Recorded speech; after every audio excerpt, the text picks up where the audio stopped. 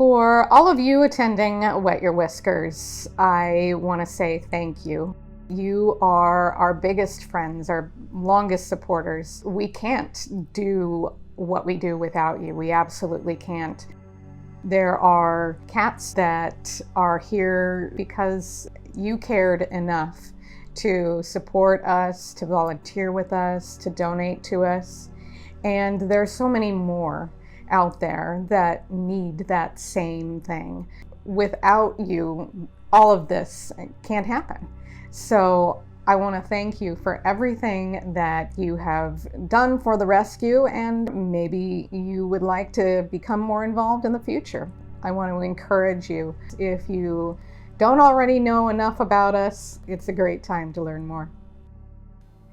What makes Fearless Kitty work is the volunteers and the people that give of their time, their energy, their compassion, their desires, everything toward the mission of the rescue, to find loving homes for cats that are homeless. We have rescued and adopted out well over 2,500 cats over the past 10 years. Without all these people, there would be no way that we could do everything that we're doing right now. So it's all because of the volunteers and the people that have supported us throughout the years. I started volunteering at Fearless Kitty in 2018. I had retired just months before and was looking for different things in Fountain Hills to keep a newly retired person busy. My daughter was visiting and we were walking down Avenue of the Fountains. We looked in the window and I realized that I wanted another cat, and I was so impressed when we went through the adoption of how Fearless Kitty was managed and organized, and the uniqueness of the rescue, that it really is providing not a shelter in cages, but a real home for these cats. And I thought, this is something I would like to do. I just love the people at Fearless Kitty. I just feel at home there. And in the 3 years that I've been working with them, I have found no difference across the board of everybody's commitment to the cats, their understanding, their compassion. They just want to be there for the cats. It can be difficult to find organizations that truly concentrate on nothing but the cats. It's not about other people's designs and where they want to go and everything like that. It's just about taking care of the cats, and that's what is foremost in everyone's mind. Fearless Kitty has had a very unique opportunity to show itself as what a rescue should look like. We are not hidden in an industrial area. We are right here on the Avenue of the Fountains, and everybody knows we're here because of the giant cat statue out front. They come in and they can shop in a nice little boutique that has fun and interesting items. You can go and look at the cats and observe them, but you can also come in, spend time with them, adopt them. When you come in, it's a pleasant environment. It's somewhere where you want to be. And that's not the way animal shelters or rescues are always able to be. It's just a wonderful opportunity to be able to be out there in front of the community and showing a beautiful face of rescue. For the town of Fountain Hills, a small community, I think what Fearless Kitty does is it kind of completes the town. I think we add a lot of enjoyment to the town. Because we're on Avenue of the Fountains, we'll have people who just want to peek in, and they just want that little cat break and shopping break and come and talk to us, and always say, we're just so glad you're here. It's such a nice break from our lives to have this enrichment in our town.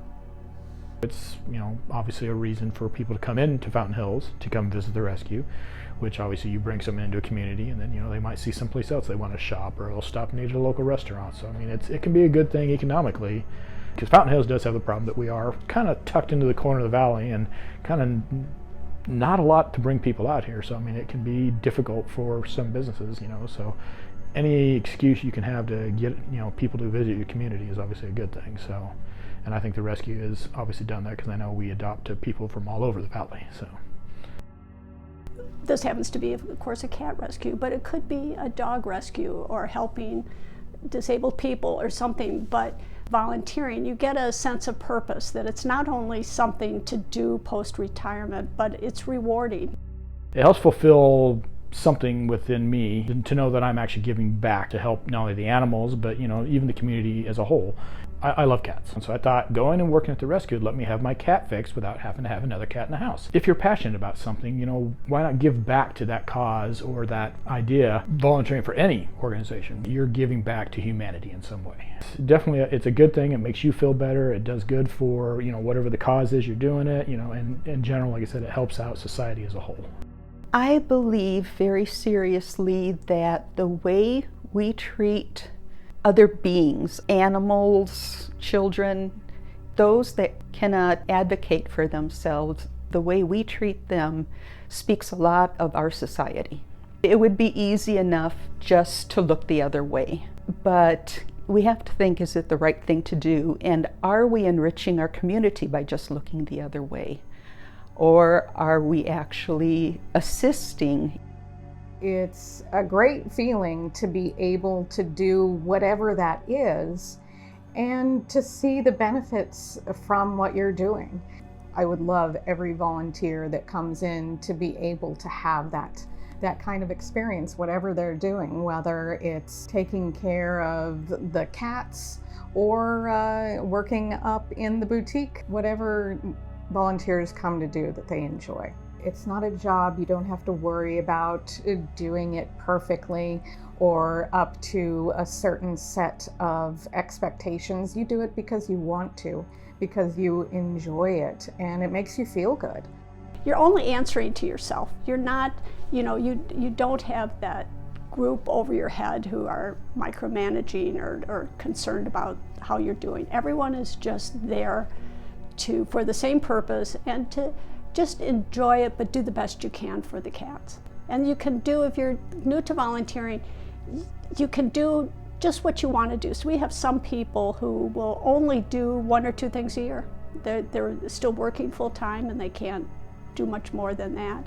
We have people who just come in to socialize. They'll come in twice a week and just go into the different rooms and sit with the cats. So it's all different levels of involvement that's important. I strictly foster. There are some very special kitties that I had the opportunity of fostering for Fearless Kitty. One of them was Charity, a really lovely pregnant cat. I had her from before she gave birth until, after she gave birth, and her kittens were pretty old. Named them Atticus and Scout. Atticus had cerebral hypoplasia, which means the front of his brain didn't grow correctly, so he had some balance issues. Nothing that hurt him, and he didn't know anything different, but he was really, really lovely, and his sister was nice. About a year later, I had the opportunity to foster and rehab a cat that had hit the news actually quite a bit in this area, and that was Julianne. Julianne was left outside the front door of Fearless Kitty Rescue in a cooler and a bag. And it was hot. It was in the middle of summer. She was pretty traumatized. So I took her, and she came out of her shell and was adopted afterwards. A really lovely, lovely kitty. Right now I have one also. His name is Whiskers, and he's a beautiful long-haired tuxedo cat.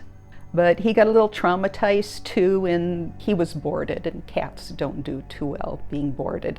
So again, he had trust issues, severe trust issues, and now he's getting better and better and better, and I'm hoping in a couple weeks that, he can go back to Fearless Kitty and start meeting more people. We see so many kittens and cats find wonderful homes, but it's the ones that are the exception. And we had a few years ago a blind kitten.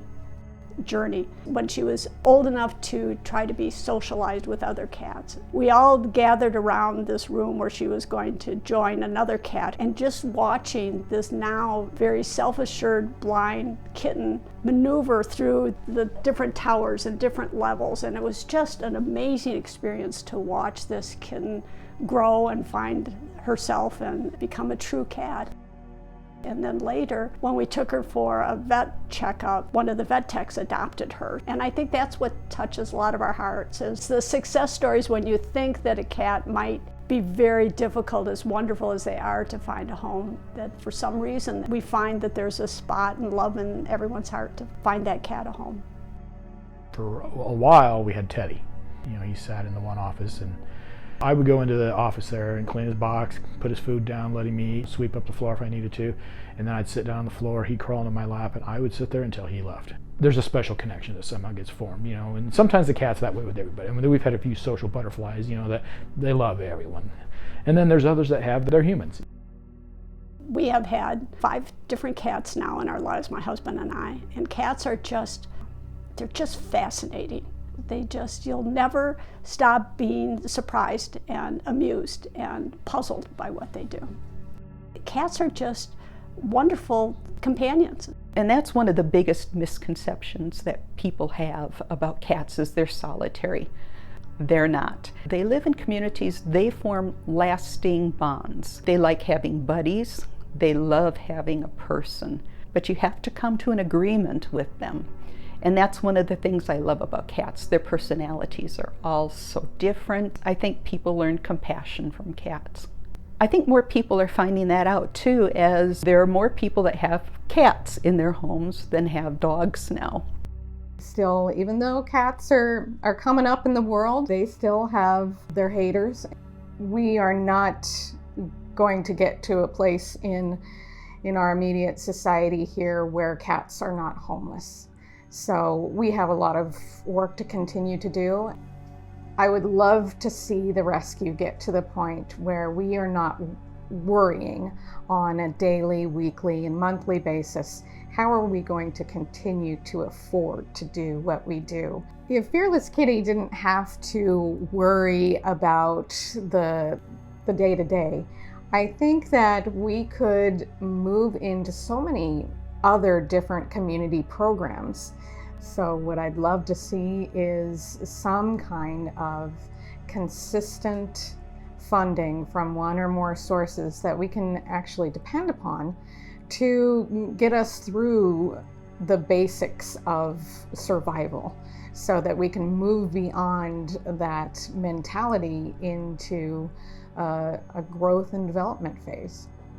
Fearless Kitty is a place and a rescue, an organization that absolutely needs to keep going, to keep educating the community about how wonderful cats are. It would be wonderful for all homeless animals to be able to be housed in a way that is warm, comfortable, and inviting.